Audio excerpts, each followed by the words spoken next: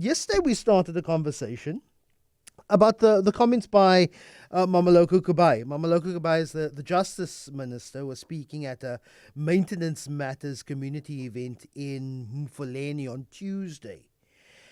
And Mameloko Kubai said and emphasized that both mothers and fathers must contribute financially to raising their child based on income levels. And this is, of course, speaking to equal maintenance responsibility. She said there's this legal principle that the South African law requires maintenance contributions to be proportional to each parent's financial means, and that if parents earn equally, they should each pay 50%. If one earns more, then they must contribute more accordingly. But it opens very, very many aspects of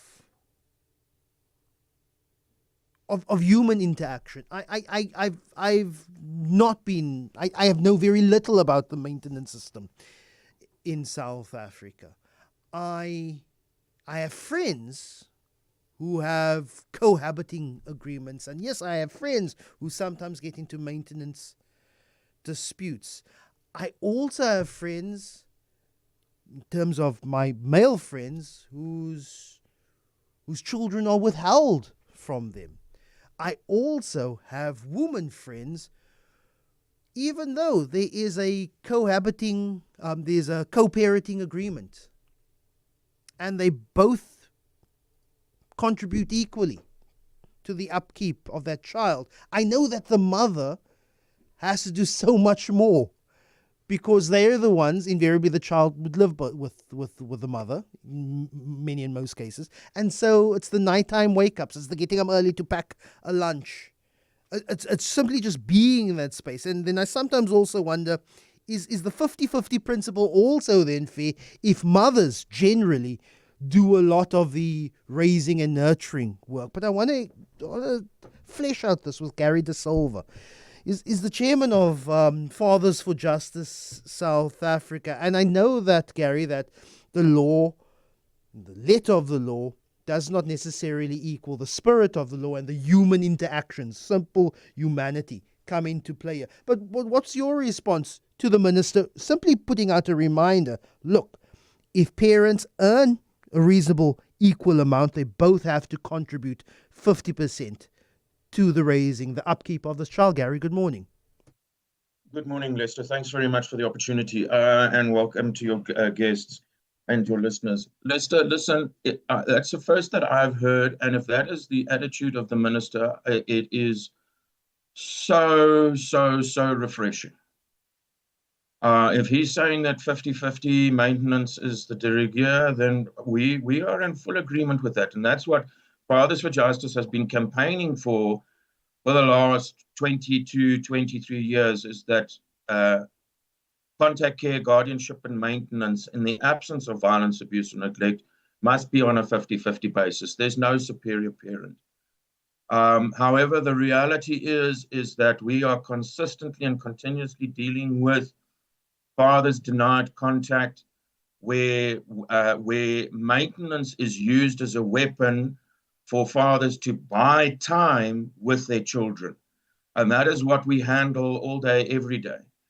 Coupled with that, you're sitting with, and I'd just like to point out that we in full agreement that it is a father's responsibility to pay his fair share and portion towards his child. We're in full agreement with that. Equally so, the mother must contribute. But until we get to a space and place and time where 50-50 contact, care, guardianship, and maintenance is written into the law, we are not going to see any improvement. The other thing that is missing is that while there is definition, there is guides under Section 18 of the Children's Act of the best interest of the child, this is not followed by the lawyers, the advocates, the psychologists, the social welfare workers, the judges, the magistrates. So we are saying to strengthen that, you need to put a golden rule. And it's our golden rule because nobody's challenged us on it yet. So let me wade into the section of gender and power in South Africa. And I know, this is not an accusation, because I know that Fathers for Justice advocates for responsible fathership. But if 60% of children registered in South Africa are registered to a single parent, almost all cases, the mother, even if there is a co-parenting relationship, how do we quantify or how do we discount that 50-50 relationship if generally, again, these are gender norms in South Africa and elsewhere, that is generally that mothers, they take up the additional emotional, physical burden of raising a child and then also contributing 50-50 in a co-parenting relationship when it comes to maintenance? Yeah, so the figure is actually 68%, but that's neither here nor there. The reality is that mothers go to the Department of Home Affairs and register the father. Register the child without the presence of the father, okay? We are saying that the quickest, simplest way to get around that is a maintenance until that there is a biological, that the biological father is registered on the birth certificates. That's the quickest way to get around this. Is it the right thing? I don't know. We'll have to flesh that out in the community spectrum. The other thing that needs to, and the other thing that you're also sitting with is that South Africa has always sort of like sat at around about the 30% of children being raised by a father that's not there. So paternity fraud. Okay, we are now looking at closer to 40%. Okay. The other thing that, and this is obviously research that has been done overseas, but South Africa seems to track similarly in those regards, is that we do know that 40% of mothers have actively interfered in the father's continued relationship with the child. 50% of mothers see no reason in the father continuing his relationship with the child post-divorce or separation. Okay. You're also sitting with a high degree of parental alienation.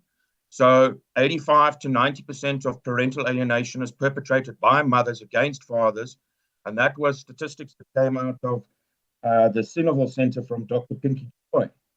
So, and then you throw into culture, and it is a huge issue. Culture plays a huge issue in the father's continued relationship with his child if they separate. And then you've got an economy. We're fast approaching a 60% unemployment rate with the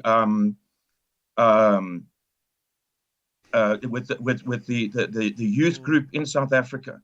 So yes, when you want to talk about a deadbeat dad, do they exist? Absolutely, 1 trillion%. Yes, they do. Okay, they sit at about 6 or 7% of the population.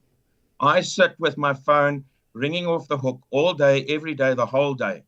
Fathers crying to get access to their children.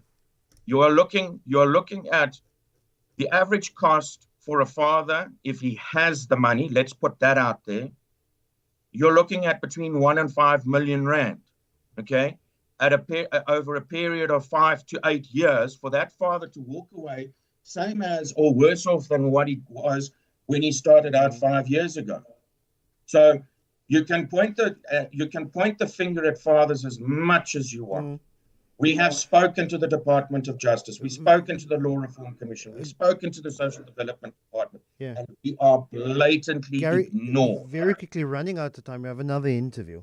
But simply, if parents are sharing responsibility and parents are co-parenting, and yes, the dynamic of human interaction could go wrong, but doesn't it simply take being amicable for the sake of the child or children, regardless of what we have against each other, regardless of whether we like each other? But this is a legal responsibility that the two of us have in the upkeep of this child. So at the end of the day, you could have whatever maintenance court orders, paying begrudgingly, paying happily. But at the end of the day, it takes two parents to say, for the sake of this child, let us have at least a publicly amicable relationship And that is what I often see. And that is when the spitefulness comes in. And that's when it's the pay to see children come in. It comes down often to simply that dynamic between two people to the detriment of one or more children. Absolutely. And if you have a look at the Judge President of CapeTalk, the Honorable Judge Malambo, he came out on the 22nd of April issuing a mandate that all civil matters must be mediated. And we are in 100% agreement with the Judge President, but we are saying that it must be automatically mandatory. Yeah. Okay. What we are saying is, and because mediation has got to be voluntary, change the word to alternative dispute resolution. What should happen is that within a 90-day period, the parents must mediate a settlement in the best interest of the child. And if you fail to do that, it must go to arbitration. And but within a 90-day period, this nonsense of 5-8 years costing 5 million must come to a blunt end. Gary De Silva, really appreciate your time. Chairman of Fathers for Justice.